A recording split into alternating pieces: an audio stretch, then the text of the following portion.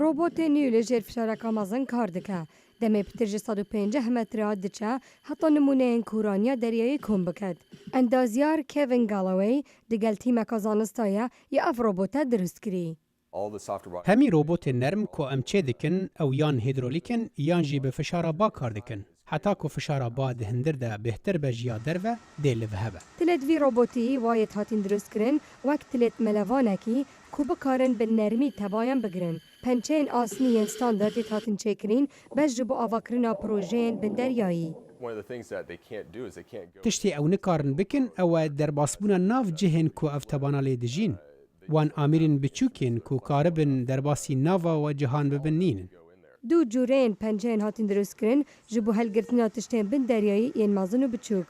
Ew pençe bi îsfencekî hatine çêkirin heta asantir bête livandin.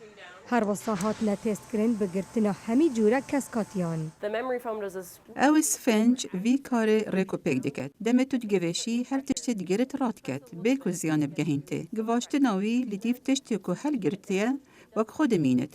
Plan hene sensorekî bi penceyan vekin heta bikarin dirêjayî tebayan bipîvin û bingeha zanyariyên wan kom bikin bêy ku wan li jêr deryayî bîne derê.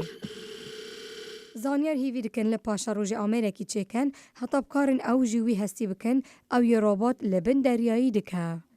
Herêz xendan, dengê Amerîka.